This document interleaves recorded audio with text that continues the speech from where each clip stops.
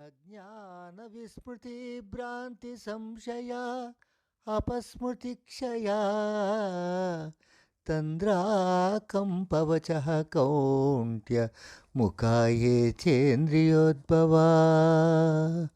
ದೋಷಾಸ್ತೆ ನಾಶಮಾಯಾಂತಿ ರಾಘವೇಂದ್ರ ಪ್ರಸಾದತ.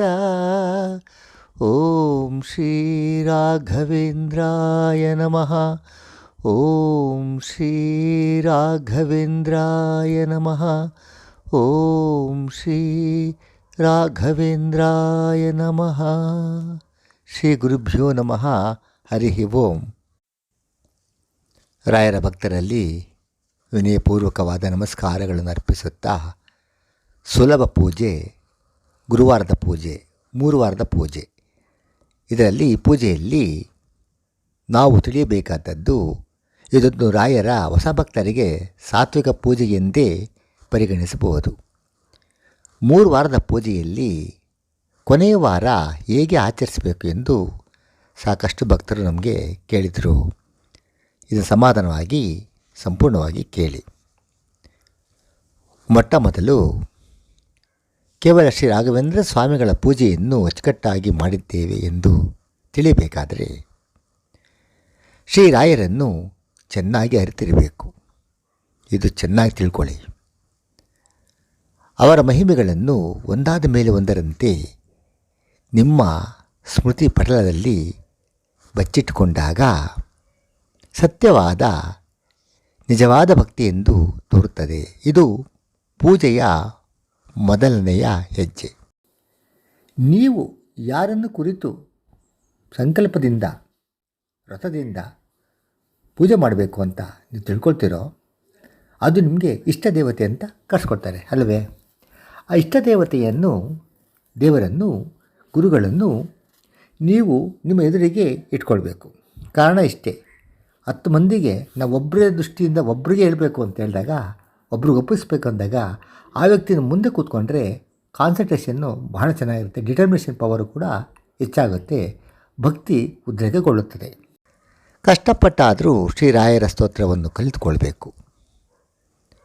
ಓದುವುದಕ್ಕೆ ಬಂದವರು, ಓದುವುದಕ್ಕೆ ಬಾರದಿದ್ದವರು ಸ್ತೋತ್ರ ಕಲಿತಿದ್ದರೂ ಕೂಡ ಅವರ ನಾಮಸ್ಮರಣೆಯಿಂದ, ಅಂದರೆ ಶ್ರೀ ರಾಘವೇಂದ್ರ ಸ್ವಾಮಿಗಳವರ ಅಷ್ಟಾಕ್ಷರ ಮಂತ್ರ ಅಂದರೆ ಓಂ ಶ್ರೀ ರಾಘವೇಂದ್ರಾಯ ನಮಃ, ಓಂ ಶ್ರೀ ರಾಘವೇಂದ್ರಾಯ ನಮಃ, ಈ ಮಂತ್ರವನ್ನು ಮಧುರ ಧ್ವನಿಯಿಂದ ಹೇಳ್ತಿದ್ರೆ ಅಷ್ಟಕ್ಕೂ ರಾಘವೇಂದ್ರ ಸ್ವಾಮಿಗಳವರು ಅನುಗ್ರಹ ಮಾಡುತ್ತಾರೆ.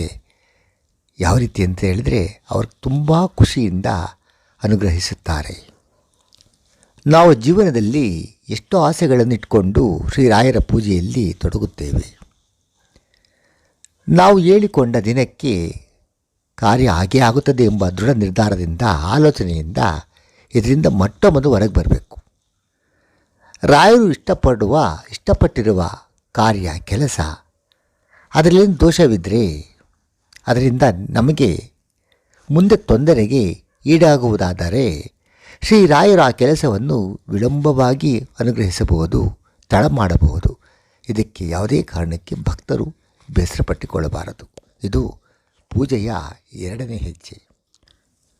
ನಾವು ನಡೆದುಕೊಂಡು ಹೋಗುತ್ತಿರುವ ದಾರಿ ಸರಿಯಾಗಿದೆ ಎಂದು ತಿಳಿದಿದ್ರೂ ಕೂಡ ಹೋಗುವ ದಾರಿಯಲ್ಲಿ ಹೊಂಡವಿರಬಹುದು, ಕಳ್ಳರಿರಬಹುದು, ಹಾವೇ ಎದುರಾಗಬಹುದು, ದುಷ್ಟರು ಸಿಗಬಹುದು, ಏನಾದರೂ ಅಪಾಯ ಕಾದಿರಬಹುದು. ಇದನ್ನೆಲ್ಲ ರಾಯರು ಭವಿಷ್ಯ ಅರ್ಥ ಮಾಡಿಕೊಂಡು, ಭಕ್ತನ ಭವಿಷ್ಯ ಅರ್ಥ ಮಾಡಿಕೊಂಡು ಭಕ್ತರನ್ನು ಒಳ್ಳೆಯ ಕ್ಷೇಮ ಜಾಗದಲ್ಲಿ ಇಡಬೇಕು ಅಂತ ರಾಘವೇಂದ್ರ ಸ್ವಾಮಿಗಳವರು ನಿಧಾನ ಮಾಡಬಹುದು. ಇದಕ್ಕೆ ಸಮಾಧಾನವಾಗಿ ನೀವು ಅರ್ಥ ಮಾಡಿಕೊಳ್ಳಿ. ಮೊದಲನೇ ವಾರ, 2ನೇ ವಾರ ಗುರುವಾರ ನೀವು ಪೂಜೆ ಮಾಡಿದ ನಂತರ 3ನೇ ವಾರದ ಪೂಜೆಯು, ಅದರ ಹಿಂದಿನ ದಿನ ಮಾಂಸಾಹಾರ ಸರ್ವತಾ ಸೇವಿಸಬಾರದು. ಅಭ್ಯಾಸ ಇದ್ದವರಿಗೆ ಹೇಳುವ ಮಾತಿದು. ಇಂದಿನ ದಿನ ರಾಯರ ಪೂಜಾ ಸಾಮಗ್ರಿಗಳನ್ನು ಚೆನ್ನಾಗಿ ಸ್ವಚ್ಛ ಮಾಡಿಕೊಳ್ಬೇಕು. ನಿರ್ಮಲವಾದ ಮನಸ್ಸಿನ ಜೊತೆಗೆ ಕೂಗಾಡದೆ ಹಲವಾರು ಮನೆಯಲ್ಲಿ ಗಲಾಟೆ ಮಾಡುವವರೇ ಮಂದಿ ಇರ್ತಾರೆ. ಆಗ ನಿಮ್ಮ ಪರೀಕ್ಷೆ ಏನಂದರೆ ಮೌನದಿಂದ ಎಲ್ಲವನ್ನು ತಾಳ್ಮೆಯಿಂದ ಎದುರಿಸಬೇಕು. ಮನಸ್ಸಿನಲ್ಲಿ ಯಾರನ್ನೂ ನಿಂದಿಸಲೂಬಾರದು. ಏನೇ ನಿಮಗೆ ನೋವಾದರೆ ರಾಘವೇಂದ್ರ ಸ್ವಾಮಿಗಳವರಿಗೆ ಮನಸಾರೆ ಅರ್ಪಿಸಿಕೊಳ್ಳಿ, ಅಷ್ಟೇ ಸಾಕು. ಅವರೇನಾದರೂ ನಿಮಗೆ ಕೀಟಲೆ ಮಾಡಿದ್ರು ಕೂಡ ನಿಮಗೇನು ಆಗೋದಿಲ್ಲ. ಬಿಟ್ಬಿಡಿ, ಮನಸ್ಸಿನಿಂದ ಸಂಪೂರ್ಣವಾಗಿ ತ್ಯಜಿಸಿ ಅದನ್ನು. ಗುರುವಾರದ ದಿನ, ಕೊನೆ ವಾರದ ದಿನ ನಾನಿಷ್ಟೊತ್ತಿಗೆ ಎದ್ದು ಪೂಜೆ ಮಾಡಬೇಕು ಅಂತ ಭಯ ಹುಟ್ಟಿಸೋದು ಸರಿಯಲ್ಲ. ನಾವು ಕೆಲವಾರು ಹೇಳ್ತಾರೆ ಬ್ರಾಹ್ಮಿ ಮುಹೂರ್ತದಲ್ಲಿ ಮಾಡಿ, ಈಗಲೇ ಮಾಡಿ ಅಂತ. ಈಗ ಕಲಿಯುಗ, ಈ ಶತಮಾನದಲ್ಲಿ ಮನೆ ಮಂದಿಯಲ್ಲಿ ಮನೆಯಲ್ಲೆಲ್ಲರನ್ನೂ ಸಮಾಧಾನ ಮಾಡಿ ನಾವು ಪೂಜೆ ಮಾಡಿದರೆ ಇದು ಕೂಡ ರಾಘವೇಂದ್ರ ಸ್ವಾಮಿಗಳಿಗೆ ಅನುಗ್ರಹ ಮಾಡೋದಕ್ಕೆ ಸುಲಭ ದಾರಿ. ಕಾರಣ ಯಾಕೆಂತೇಳಿದ್ರೆ ಅವರು ಸಂಸಾರಸ್ಥರಲ್ವ. ಒಂದು ಮನೆಯಲ್ಲಿ ಹಿರಿಯರಿರ್ತಾರೆ, ಕಿರಿಯರಿರ್ತಾರೆ, ಅಲ್ಪ ಜನರಿರ್ತಾರೆ, ರೋಗ ಪೀಡಿತರಿರ್ತಾರೆ, ಮಕ್ಕಳಿರ್ತಾರೆ, ವಯಸ್ಸಾದವರು ಇರ್ತಾರೆ. ಎಲ್ಲವೂ ಅರ್ಥ ಮಾಡಿಕೊಂಡು ನಾವು ಪೂಜೆ ಮಾಡಬೇಕು ವಿನಃ ಪೂಜೆ ಎದ್ದ ತಕ್ಷಣವೇ ಎಲ್ಲರೂ ಅವ್ರ ಪಾಡಿ ಬಿಟ್ಬಿಟ್ಟು ನಾವು ಪೂಜೆ ಮಾಡಿದರೆ ಯಾವ ರಾಯರು ತಾನೇ ನಮಗೆ ಅನುಗ್ರಹ ಮಾಡ್ತಾರೆ ಹೇಳಿ ನೋಡೋಣ. ಬೆಳಗ್ಗೆ 6 ಗಂಟೆಯಿಂದ 12 ಗಂಟೆ ಒಳಗಡೆ ಯಾವ ಹೊತ್ತಲ್ಲಾದರೂ ಕೂಡ ಗುರುವಾರದ ಕೊನೆ ವಾರದ ಪೂಜೆ, ಆ ಪೂಜಾ ಕಾರ್ಯದಲ್ಲಿ ತೊಡಗುವಂತರಾಗಬೇಕು. ಕೊನೆ ವಾರದಲ್ಲಿ ಸಾಕಷ್ಟು ತುಪ್ಪದ ದೀಪ ಹಚ್ಚುವಂತೆ, ಬೆಳಗುವಂತೆ ಪ್ರಯತ್ನಿಸಬೇಕು. ಅದಿಲ್ಲದ ಪಕ್ಷದಲ್ಲಿ ಗೊತ್ತಲ್ಲ ನಿಮಗೆ, ಎಳ್ಳೆಣ್ಣೆ ದೀಪ ಹಚ್ಚಿದರೆ ಸಾಕು. ಆದರೆ ತುಪ್ಪಕ್ಕೆ ಹೆಚ್ಚು ಪ್ರಾಶಸ್ತ್ಯ ಉಂಟು. ತುಪ್ಪದಲ್ಲಿ ಸಾಕ್ಷಾತ್ ಶ್ರೀ ನಾರಾಯಣನ ಪತ್ನಿಯಾದ ಲಕ್ಷ್ಮೀದೇವಿಯ ಸನ್ನಿಧಾನ ಇರುತ್ತೆ ಅಂತ ನಾನು ಹೇಳಿದ್ದಷ್ಟೆ. ಪರಿಮಳಯುಕ್ತವಾದ ಹೂವನ್ನು ಯಾವುದಾದ್ರೂ ಒಂದು ಥರ 2 ಥರ ಆಗಲಿ, ಎಷ್ಟು ನಾವು ಚೆಂಡು ಹೂವು ಇದೆ, ಬೇರೆ ಬೇರೆ ಹೂವುಗಳಿದೆ, ಕಾಕಡ ಹೂವು ಇದೆ, ಶಾಮಂತಿಗೆ ಹೂವು ಇದೆ, ತುಂಬ ಹೂಗಳ ರಾಶಿ ಇದೆ. ಆದರೆ ಪರಿಮಳಯುಕ್ತವಾದ ಹೂವು ದೇವರಿಗೆ, ಆ ದೇವರ ಪೂಜೆಗೆ ಬಹಳ ಮುಖ್ಯ. ಕಾರಣ ಇಷ್ಟೇ, ಆ ಪರಿಮಳ ಕಣ್ಣು ಕಾಣೋದಿಲ್ಲ ಅಲ್ವಾ, ಮೂಗಿನ ಕಣ್ಣಿನಿಂದ ಕಾಣುತ್ತೆ. ಕಣ್ಣಿನಿಂದ ಕಾಣುತ್ತೆ ಅಂತ ನಾಸಿಕೇಂದ್ರಿಯಗಳಿಗೆ ಮಾತ್ರ ಗೋಚರವಾಗುತ್ತದೆ. ಪರಿಮಳವು ಸುಮ್ಮನದೊಳಗೆ ಅನಳನು ಅರಣಿಗಳಿಪ್ಪಂತೆ ಅಂತ ಜಗನ್ನಾಥದಾಸರು ಒಂದು ಕಡೆ ಹೇಳ್ತಾರೆ. ಪರಿಮಳವು ಸುಮ್ಮನದೊಳಗೆ ಅಂದರೆ ಆ ಪರಿಮಳ ಕಾಣೋದಿಲ್ಲ, ಅದು ಭಗವಂತನ ಶಕ್ತಿ ನೋಡಿ. ತುಳಸಿಯನ್ನು ಯಾವುದೇ ಕಾರಣಕ್ಕೆ ನಿರ್ಲಕ್ಷಿಸಬೇಡಿ, ಮರೆಯಬೇಡಿ. ಮೊದಲನೆಯ ಭಾಗದಲ್ಲಿ ಹೇಳಿದಂತೆ ಎಲ್ಲ ಪೂಜೆ ಸಾಮಗ್ರಿಗಳನ್ನು ತಂದಿಡಿಸಿಕೊಳ್ಳಿ. ಸ್ವಲ್ಪ ಮೊದಲನೇ ಪೂಜೆ ಕೇಳಿ ಒಂದು ಸಲ. 1-2 ತರಹದ ಒಳ್ಳೆಯ ಹಣ್ಣುಗಳನ್ನು ರಾಘವೇಂದ್ರ ಸ್ವಾಮಿಗಳ ಮುಂದೆ ಇಟ್ಟು ಅರ್ಪಿಸಬೇಕು. ಶುದ್ಧವಾದ ಹಾಲನ್ನು ಬೆಳ್ಳಿಯ ಲೋಟ ಇದ್ದರೆ ಅದರಲ್ಲಿ ಇಡಿ. ಜೊತೆಗೆ ಮಂತ್ರಾಕ್ಷತೆ, ನೀವೆಲ್ಲರೂ ಮಂತ್ರಾಲಯಕ್ಕೆ ಹೋಗಿದ್ದರೆ ಅಥವಾ ಮಂತ್ರಾಕ್ಷತೆ ಏನಾರ ನೀವು ಕೈಯಲ್ಲಿ ಮಾಡಿಕೊಂಡಿದ್ದರೆ, ಮಂತ್ರಾಕ್ಷತೆಯನ್ನು ನೀವು ಮನೆಯಲ್ಲೇ ತಯಾರಿಸೋದಾದರೆ ರಾಯರ ಜಪ ಮಾಡುತ್ತಾ ತಯಾರಿಸಿ ಒಳ್ಳೆಯ ಶಕ್ತಿ ತುಂಬುತ್ತದೆ. ಅದಕ್ಕೆ ಮಂತ್ರಾಲಯದಿಂದ ತಂದ ಮಂತ್ರಾಕ್ಷತೆಯನ್ನು ಅದಕ್ಕೆ ಬೆರೆಸಿದರೆ ಸಾಕು. ಇದನ್ನು ರಾಘವೇಂದ್ರ ಸ್ವಾಮಿಗಳ ಮುಂದೆ ಮಣೆ ಮೇಲೆ ಇಡುವಂತರಾಗಿ. ಆ ದಿನ ಉಟ್ಟ ವಸ್ತ್ರವನ್ನೇ ಉಡಬೇಡಿ. ಒಂದು ವೇಳೆ ಉಡೋದಾದರೆ ಈ 3 ವಾರದಲ್ಲೂ ಕೂಡ ನೀವು ರೇಷ್ಮೆ ಸೀರೆ ಉಟ್ಟಿದ್ರೆ ಬಹಳ ಒಳ್ಳೆಯದು. ನೀವು ರೇಷ್ಮೆ ಸೀರೆ ಉಡದ ಪಕ್ಷದಲ್ಲಿ ಕೊನೆ ವಾರ ಆದರೂ ಉಡೋದಕ್ಕೆ ಪ್ರಯತ್ನ ಪಡಿ. ಏಕೆಂದರೆ ರೇಷ್ಮೆ ಅನ್ನೋದು ಶುದ್ಧ ಮಡಿವಂತಿಕೆಯಿಂದ ಕೂಡಿರುತ್ತದೆ. ಏಕೆಂದರೆ ಅದು ನಿರ್ಮಲವಾಗಿರ್ತದೆ, ಸ್ವಚ್ಛವಾಗಿರ್ತದೆ. ಎಲ್ಲ ಪೂಜೆಗೂ ಅದು ಮುಖ್ಯವಾಗಿ ಬರುವಂಥದ್ದು ವಸ್ತ್ರ. ಹಣೆಗೆ ಯಾವುದೇ ರೀತಿಯಲ್ಲಿ ಸ್ಟಿಕ್ಕರ್ ಹಿಡಿದಂತೆ ಮಾಡಿ ಕುಂಕುಮವನ್ನು ಭ್ರೂ ಮಧ್ಯೆ ಹಚ್ಕೊಳ್ಬೇಕು. ಸ್ತ್ರೀಯರಿಗೆ ರಜೆ ದಿನ ಆದ ಪಕ್ಷದಲ್ಲಿ ಆ ವಾರ ಬಿಟ್ಟು ಮುಂದಿನ ವಾರ ಮುಂದುವರಿಸಬೇಕು. 4 ಸ್ನಾನದ ನಂತರ ಆ ವಾರದಲ್ಲಿ ನಿಮಗೆ ಮರುಗದಂತೆ ಒಂದು ಕಡೆ ಕುಳಿತುಕೊಂಡು ರಾಯರನ್ನು ನೆನೆಸ್ಕೊಳ್ಳಿ. 2 ವಾರ ರಾಘವೇಂದ್ರ ಸ್ವಾಮಿಗಳವರೇ ನನ್ನ ಕೈಲಿ ಮಾಡಿಸಿದ್ದೀರಾ, ಇವತ್ತು ನನ್ನ ಕೈಲಿ ಪೂಜೆ ಮಾಡೋಕ್ಕಾಗ್ತಾಯಿಲ್ಲ, ನೀವೇ ಅದಕ್ಕೆ ಅನುಗ್ರಹ ಮಾಡಬೇಕು, ಏನೇನು ದೋಷ ಆದರೂ ಕೂಡ ಅದು ಸುಟ್ಟಾಕಬೇಕು ಸ್ವಾಮಿ ಅಂತ ರಾಯರಲ್ಲಿ ಬೇಡಿಕೊಂಡು ಮುಂದಿನ ವಾರ ಹೇಳಿದ 4 ಸ್ನಾನ ಆದಮೇಲೆ ರಾಯರಿಗೆ ಪೂಜೆ ಮಾಡಿ ಅದನ್ನು ರಾಯರು ಸ್ವೀಕರಿಸ್ತಾರೆ. ದಂಪತಿಯರಲ್ಲಿ ಇಬ್ಬರು ಕೂಡ ಖುಷಿಯಿಂದ ವ್ರತ ಮಾಡಿದರೆ ಭಾಳ ಒಳ್ಳೆಯದು. ಕೆಲವು ಬಾರಿ ಶೀಘ್ರ ಫಲ ದೊರೆಯುತ್ತದೆ. ಅದಾಗದ ಪಕ್ಷದಲ್ಲಿ ಗಂಡನ ಪತಿಯ ಪರವಾಗಿ ಸ್ತ್ರೀಯೇ ಭಕ್ತಿ ಶ್ರದ್ಧೆಯಿಂದ ಆಚರಿಸಿದರೂ ಕೂಡ ಫಲ ಉಂಟು. ನಿಮ್ಮ ಮನಸ್ಸಿನಲ್ಲಿ ಶ್ರೀರಾಯರು ಮಂತ್ರಾಲಯದ ಮಹಾಪ್ರಭು ನನ್ನ ಧ್ವನಿ, ನನ್ನ ಮೊರೆ ಕೇಳಿಸಿಕೊಳ್ತಾ ಇದ್ದಾರೆ ಅಂತ ಮಂತ್ರಾಲಯದಲ್ಲಿ ನೀವು ಮನಸ್ಸಿನಿಂದ ನೆನೆಸ್ಕೊಂಡು ಅನುಸಂಧಾನ ಇದ್ದರೆ ಆ ರಾಘವೇಂದ್ರ ಸ್ವಾಮಿಗಳವರೇ ನಿಮ್ಮ ಮನೆಯಲ್ಲಿ ನೆಲೆಸಿದ್ದಾರೆ ಅಂತ ತಿಳ್ಕೊಳ್ಬಹುದು. ರಾಯರ ಮಹಿಮೆಯಲ್ಲಿ ರಾಜಪುತ್ರನನ್ನು ಬದುಕಿಸಿದ್ದು, ಮೃತ್ಯನಿಗೆ ಅಪಮೃತ್ಯು ಪರಿಹಾರ ಮಾಡಿದ್ದು, ಶೀಘ್ರನೊಳಗೆ ಮೃತನಾದ ಹುಡುಗನನ್ನು ಬದುಕಿಸಿದ್ದು, ಅವರ ಮೃತ್ತಿಕಾಶಕ್ತಿಯಿಂದ ಅನುಗ್ರಹಿತನಾದ ಒಬ್ಬ ಬ್ರಾಹ್ಮಣನಿಗೆ ತೋರಿಸಿದ್ದು, ಇಚ್ಛೆಯ ಭೋಜನ ಅಂದರೆ 3 ಬ್ರಾಹ್ಮಣರು ಬಂದು ರಾಘವೇಂದ್ರ ಸ್ವಾಮಿಗಳವ್ರ ಮುಂದೆ ಭಕ್ತಿಯಿಂದ ನಮಸ್ಕಾರ ಮಾಡಬೇಕಾದ್ರೆ ಅವ್ರು ಬಂದಿದ್ದೇತಕ್ಕೆ ಅಂದರೆ ನಮ್ಮ ಮನಸ್ಸಿನಲ್ಲಿ ಯಾವ ಊಟ ಮಾಡಬೇಕು, ಯಾವುದು ಊಟದಲ್ಲಿ ಇಚ್ಛೆ ಇದೆ ಅಂತ ತಿಳ್ಕೊಳ್ತಾರೆ ನೋಡೋಣ ಅಂತ ಪರೀಕ್ಷೆ ಮಾಡೋಕ್ಕೆ ಬಂದಿದ್ದು. ಎಲ್ಲಿಂದ? ಕೇರಳದಿಂದ. ರಾಘವೇಂದ್ರ ಸ್ವಾಮಿಗಳು ಅವರೆಲ್ಲ ಸ್ನಾನಕ್ಕೆ ಹೋಗಿ ಬಂದರು. ಅಷ್ಟರಲ್ಲಿ ಅವ್ರಿಗೆ ಬೇಕಾದ ಪದಾರ್ಥಗಳನ್ನು ಅಂದರೆ ಒಬ್ಬರಿಗೆ ಪಾಯಸ ಆಗಲಿ, ಒಬ್ಬರಿಗೆ ಚಿತ್ರಾನ್ನ ಆಗಲಿ, ಒಬ್ಬರಿಗೆ ಜಿಲೇಬಿ ಆಗಲಿ ಮಾಡಿಸಿದ್ರಲ್ಲ. ಆ ಭವಿಷ್ಯ ರಾಯರಿಗೆ ಅಷ್ಟು ಮಹಾಭವಿಷ್ಯಕಾರರು. ಇದನ್ನು ನೀವು ಮನಸ್ಸಿನಲ್ಲಿ ಆ ಮಹಿಮೆಯನ್ನು ಅರ್ಥ ಮಾಡಿಕೊಳ್ಬೇಕು. ವೀರಕ್ಷಾಮ ನಿವಾರಣೆ ಮಾಡಿದ್ದು ಸುಮಾರು 12 ವರ್ಷಗಳು ಕ್ಷಾಮ ಇದ್ದಿದ್ದು ರಾಯರು ಅನುಗ್ರಹ ಮಾಡಿ ಅದನ್ನು ನಿವಾರಣೆ ಮಾಡಿದ್ದು. ಮಳಲ ಮಾರ್ಗದಲ್ಲಿ ಅಂದರೆ ಉತ್ತರ ಕರ್ನಾಟಕದಲ್ಲಿ ರಾಘವೇಂದ್ರ ಸ್ವಾಮಿಗಳವರು ಸಂಚಾರ ಕ್ರಮದಲ್ಲಿ ಆಗ ಒಬ್ಬ ಗರ್ಭಿಣಿ ಸ್ತ್ರೀಗೆ ಗರ್ಭಪಾತ ಆಗಬೇಕಾಗಿತ್ತು. ಆ ವೇಳೆಯಲ್ಲಿ ಮಹಾ ಬಿಸಿಲು.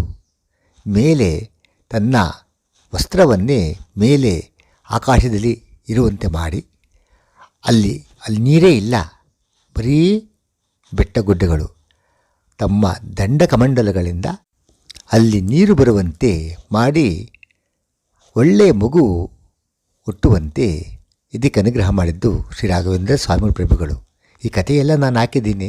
ನೀವೆಲ್ಲ ವಿಡಿಯೋಗಳನ್ನು ಪರಿಶೀಲನೆ ಮಾಡಿ ನೋಡಿ, ಪ್ರತಿಯೊಂದು ನಿಮಗೆ ಉತ್ತರ ಸಿಗುತ್ತದೆ. ಅಗ್ನಿಯಲ್ಲಿ ಹಾಕಿದ ರತ್ನಹಾರವನ್ನು ತಿರುಗಿ ಯಾವ ಥರ ಕೊಟ್ಟರು ಅಂತ ಉಕ್ಕಿನ ಕಟ್ಟಾಕಿದ ಒನಕೆಯನ್ನು ಚಿಗುರಿಸಿದರು ರಾಘವೇಂದ್ರ ಸ್ವಾಮಿಗಳವರು. ನೀರಿನವರಿಗೆ ಮೋಕ್ಷ ಕೊಡಿಸಿದ್ದು.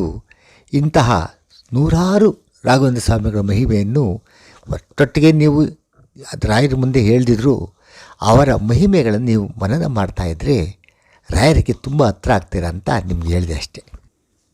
ಕೊನೆಯ ವಾರದಲ್ಲಿ ಒಂದು ಪಾಯಸ ಮಾಡಿ ಸಿಹಿ ಪದಾರ್ಥವನ್ನು ತುಳಸಿ ಸಮೇತ ಶ್ರೀಕೃಷ್ಣಾರ್ಪಣ ಮಸ್ತು ಅಂತ ರಾಯರ ಮುಂದೆ ಇಟ್ಟು ಆ ಪ್ರಸಾದವನ್ನು ಉಳಿದ ಪಾಯಸದೊಳಗೆ ಬೆರೆಸಿದಾಗ ಎಲ್ಲವೂ ಪ್ರಸಾದ ಆಗುತ್ತದೆ.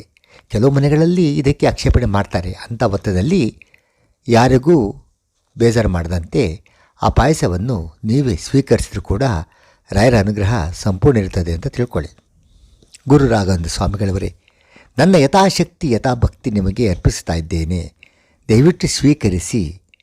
ನನ್ನ ಗುರುವೇ, ನನ್ನ ಮನದಾಳದಲ್ಲಿ ಎಷ್ಟು ಆಸೆಗಳಿವೆ. ಅದು ಒಳ್ಳೆಯದೋ ಕೆಟ್ಟದೋ ನನಗೇನು ತೋರೋದಿಲ್ಲಪ್ಪ.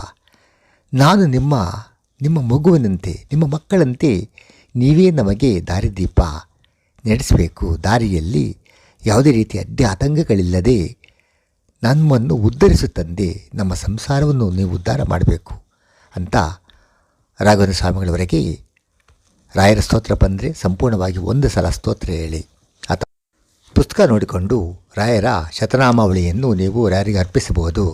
ಒಂದೊಂದು ನಾಮಾವಳಿಗೂ ತುಳಸಿ ಸಮೇತ ಅರ್ಪಿಸಿದರೆ ಬಹಳ ಒಳ್ಳೆಯದು. ಇದು ಯಾವುದೂ ಬಂದಿಲ್ಲ, ನಿಮಗೆ ಕಾಲ ಇಲ್ಲ, ಭಾಳ ತ್ವರಿತವಾಗಿದ್ದೀರಾ ಅಂಥ ವೇಳೆಯಲ್ಲಿ ನೀವು ಮನಸ್ಸಿನಿಂದ ಶುದ್ಧವಾಗಿ ನಿಮ್ಮ ಮನಸ್ಸಿನ ಸಂಕಲ್ಪವನ್ನು ಮನಸ್ಸಲ್ಲಿ ಇಟ್ಕೊಂಡು ರಾಯರಿಗೆ ಅರ್ಪಿಸಿ.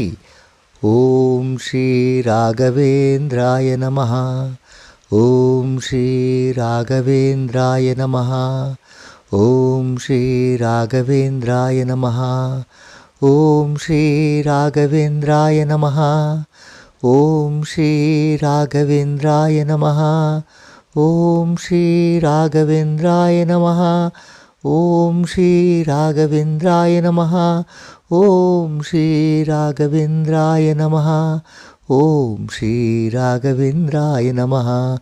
ಓಂ ಶ್ರೀ ರಾಘವೇಂದ್ರಾಯ ನಮಃ. ಓಂ ಶ್ರೀ ರಾಘವೇಂದ್ರಾಯ ನಮಃ. ಈ ಅಷ್ಟಾಕ್ಷರ ಮಂತ್ರವನ್ನು ಬಹಳ ಅದ್ಭುತವಾದ ಮಂತ್ರ ಇದು. ರಾಘವೇಂದ್ರ ಸ್ವಾಮಿಗಳವರೆಗೆ 108 ಬಾರಿ ಹೇಳಿ ಮಹಾಮಂಗಳಾರತಿ ಮಾಡಿ ಮಂಡಿ ಊರಿ ನಮಸ್ಕಾರಗಳನ್ನು ಅರ್ಪಿಸಿ ನಿಮ್ಮ ಕಣ್ಣಿನಲ್ಲಿ ಏನಾದರೂ ದುಃಖದಿಂದ ಕಣ್ಣೀರು ಹರಿಸಿದರೆ ರಾಯರ ಮುಂದೆ ಅದನ್ನು ತೋರಿಸ್ಕೊಳ್ಳಿ. ರಾಯರಿಗೆ ಸಂಪೂರ್ಣವಾಗಿ ಶರಣಾಗಿ. ಇದು 3ನೇ ವಾರದ ಪೂಜೆ.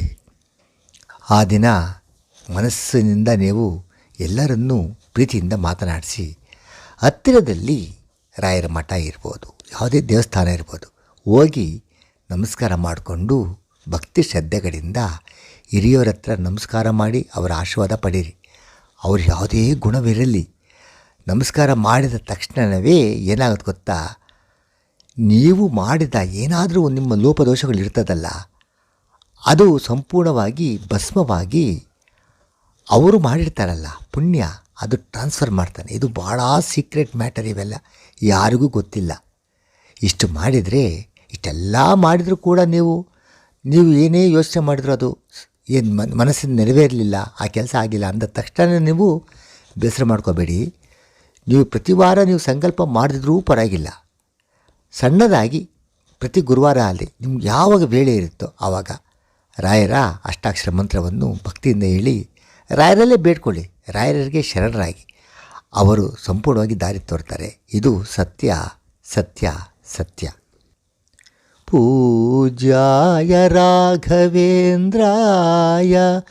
ಸತ್ಯಧರ್ಮರತಾಯ ಚ ಭಜತಾಂ ಕಲ್ಪವೃಕ್ಷಾಯ ನಮತಾಂ ಕಾಮಧೇನವೇ. ರಾಘವೇಂದ್ರ ಶ್ರೀ ರಾಘವೇಂದ್ರ ಶ್ರೀ ರಾಘವೇಂದ್ರ. ಸರ್ವಂ ಶ್ರೀ ಕೃಷ್ಣಾರ್ಪಣಮಸ್ತು.